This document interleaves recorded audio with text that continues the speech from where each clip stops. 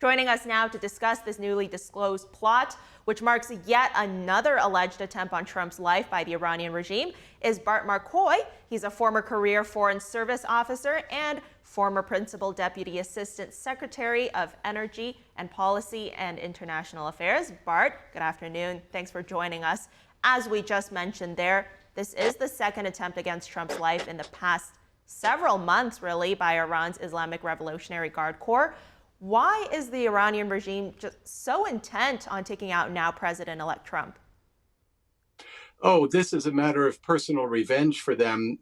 The person that he killed was the real key man in the Iranian intelligence, military, drug smuggling, weapon smuggling, influence purveying industry of Iran.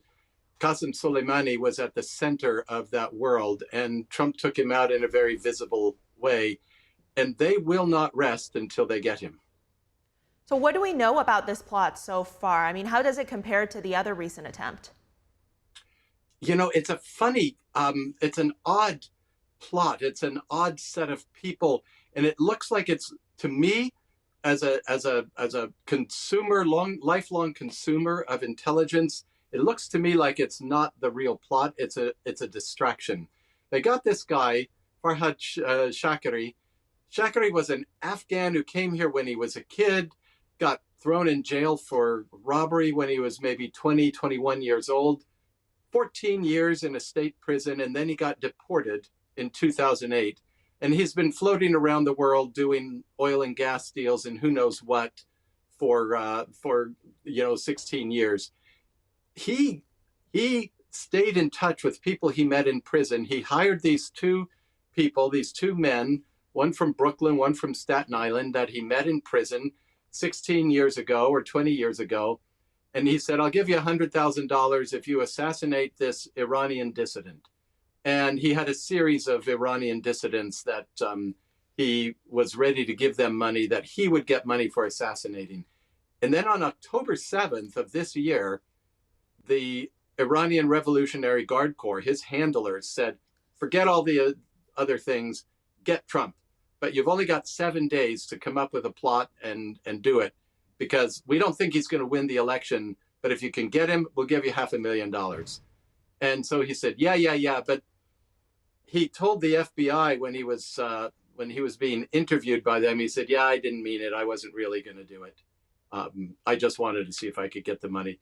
So it's a weird plot. It's a weird story.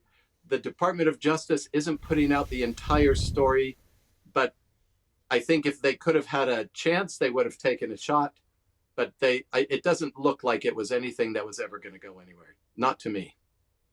And so do you have any idea, even if it was a distraction, what exactly was the nature of this operation and how it was orchestrated? I mean, how did this whole thing come about and then come to light?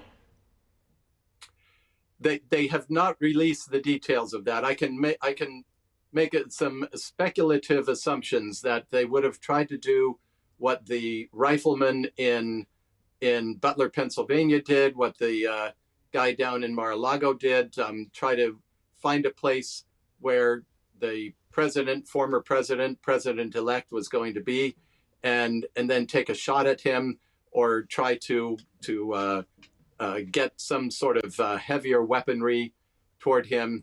The Butler, Pennsylvania revealed that the Secret Service is not quite as all it's cracked up to be. At least it wasn't around Trump as a candidate. And so I think that they were looking for a target of opportunity. And one thing these two men actually, and Shakari himself actually were fairly capable of, was surveillance. Because in the case of the dissident, they knew where she was in her home, in which room she was at various times during the day. They had some sort of tracking device that could tell where she was, and they had vantage points set up.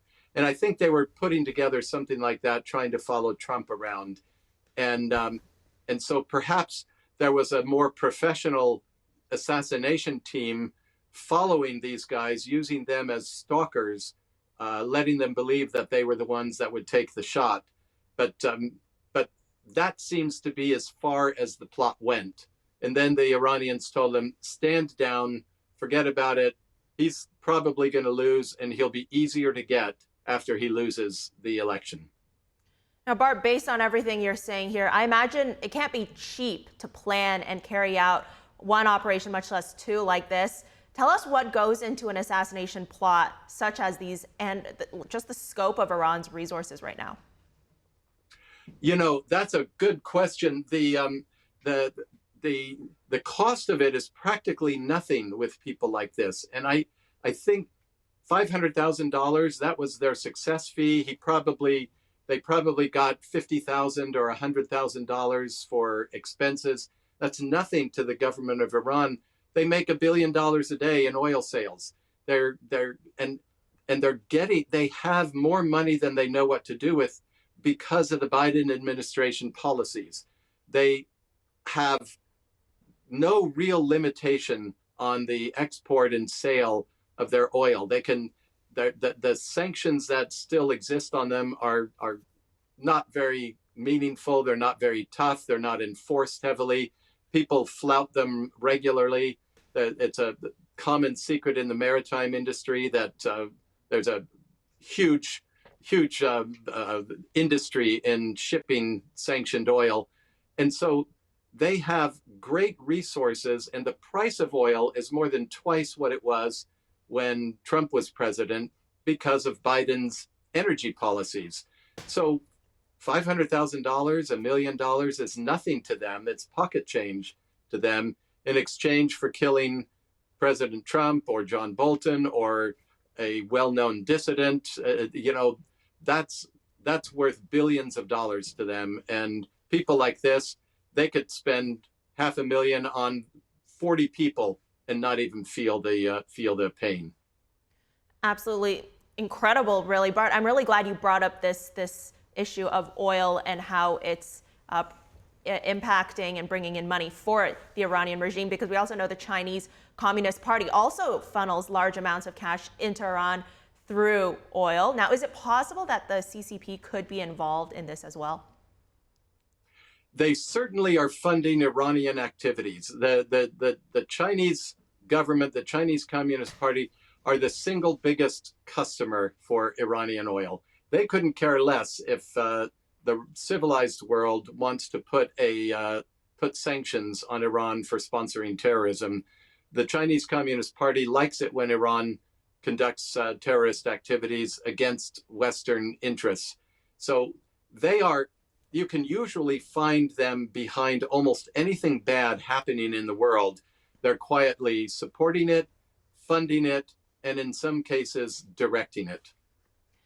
It really is a very brazen attack, really, on the U.S., on a former and a future president. So what does the U.S. need to do now? What kind of consequences does it need to give to send a clear message to Iran and to Iran supporters, such as the Chinese regime, that it will not tolerate this type of behavior and deter something like this from happening again? Nothing will stop the mullahs that govern Iran except removal from government or from the earth.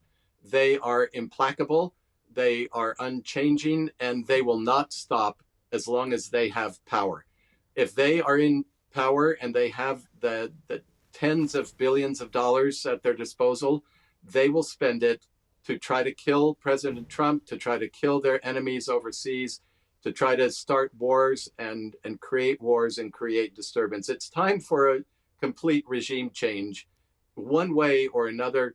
One hopes that the Iranian people will finally get the chance to rise up and reclaim their lives and reclaim their government. They may need a helping hand. It's none of this will stop as long as they are in power.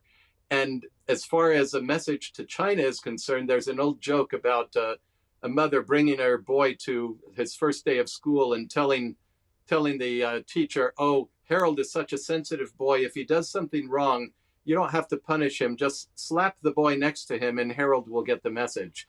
The Chinese government understands strength and they understand resolution. And I think that having President Trump in office will be enough to keep them from acting in an irresponsible manner. They know that he is tough. They know that he means what he says, and he doesn't need to rely on military force to do things. If he puts sanctions on Iran the way he did 8 years ago when he was in office before, he will bring Iran to its knees. Nobody will need to do anything military. They can do it all through financial pressure and trade pressure and political pressure. That's the kind of thing we need. That's the kind of firm hand we need that will stop the Iranians, and it will send the strong message to the Chinese Communist Party.